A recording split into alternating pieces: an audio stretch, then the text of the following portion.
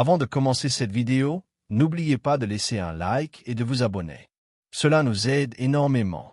Merci, et entrons dans l'histoire. Imaginez une scène impossible. 21 octobre 1805.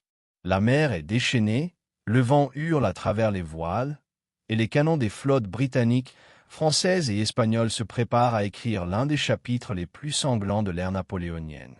Mais cette fois, quelque chose change. Sous la surface, totalement indétectable pour l'époque, un géant d'acier avance silencieusement.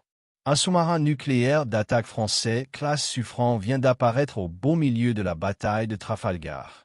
Un navire de 5000 tonnes, propulsé par un réacteur nucléaire, face à des vaisseaux en bois, dépendant du vent, de la poudre noire et de la chance. À Trafalgar, les navires de ligne sont des monstres de bois armés de 74 ou 100 canons. Leur portée 400 mètres, avec une précision discutable. Leur vitesse celle que le vent leur accorde. Leur protection des planches de bois épaisses de quelques dizaines de centimètres. Et sous eux, un appareil capable de plonger à plus de 300 mètres, de rester sous l'eau pendant des mois, et surtout, armé de torpilles F-21 pouvant anéantir un navire entier en un seul impact. Un seul. C'est un affrontement qui ne devrait jamais exister. Et pourtant, nous allons le simuler. Le Suffren choisit sa première cible.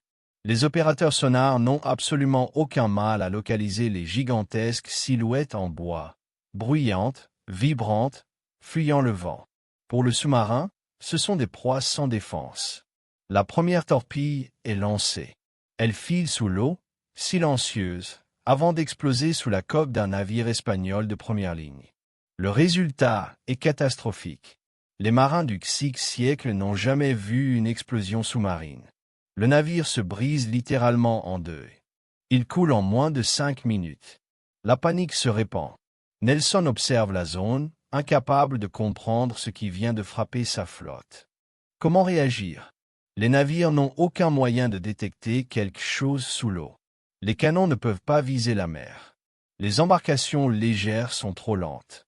Les capitaines multiplient les hypothèses. Un rocher, une mine, une explosion interne. Personne n'imagine une arme venue d'un futur lointain. Pendant ce temps, le Suffren recharge. Et frappe encore. Chaque torpille provoque une explosion 10 fois plus puissante qu'un boulet chauffé au rouge. Les coques en bois se disloquent. Les mâts tombent comme des allumettes. Les flottilles qui s'étaient préparées à un duel de canons de plusieurs heures voient la bataille se transformer en cauchemar. En moins de 20 minutes, le sous-marin pourrait neutraliser plus de navires qu'une flotte entière en une journée. Même les plus grands vaisseaux britanniques, comme le HMS Victory, ne résisteraient pas à une seule torpille. Le cours de la guerre navale est instantanément brisé. Ce n'est plus une bataille. C'est une démonstration de supériorité technologique. Que se passerait-il ensuite? Si le Suffren restait dans la zone, la flotte combinée franco-espagnole pourrait remporter Trafalgar. Mais une victoire dépendante d'une arme incompréhensible pour son époque. Napoléon, lui, n'aurait aucune idée de ce qu'est ce monstre d'acier. Les ingénieurs du XVIe siècle ne pourraient pas en reproduire la technologie. Et le monde serait confronté à un paradoxe. Une puissance absolue tombée dans une époque incapable de la comprendre.